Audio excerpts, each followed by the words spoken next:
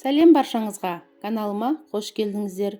Бүгін сіздермен жеміс жидектер қосылған лимонад жасаймыз. Видеоны соңына дейін қарап, менімен бірге болыңыздар. Ең алдымен черешня мен клубниканы жақсылап жуып, кувшинға саламыз.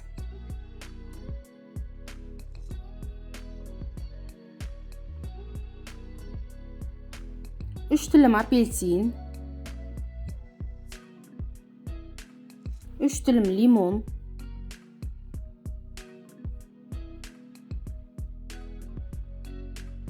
жалбыз жапырағы,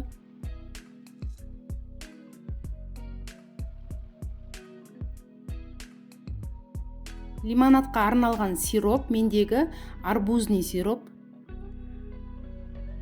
спрайт,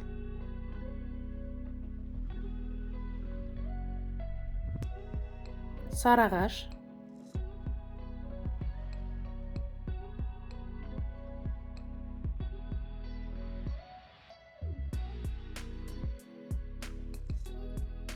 енді барлығын араластырамыз.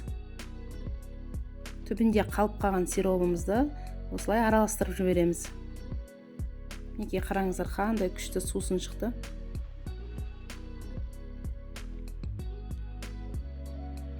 Міндетті түрде жасап көріңіздер, сіздерге де ұнайды деген ойдамын. Видеоларым сіздерге ұнап жатса, төменге пікір қалдырып, лайк басып отырыңыздар. Тағы да басқа видеоларды жіберіп алмау үшін каналға тіркеліп, қоңырауды басып қойыңыздар. Сонда сіздерге жаңадан шыққан видеолардан хабарлама барып тұрады.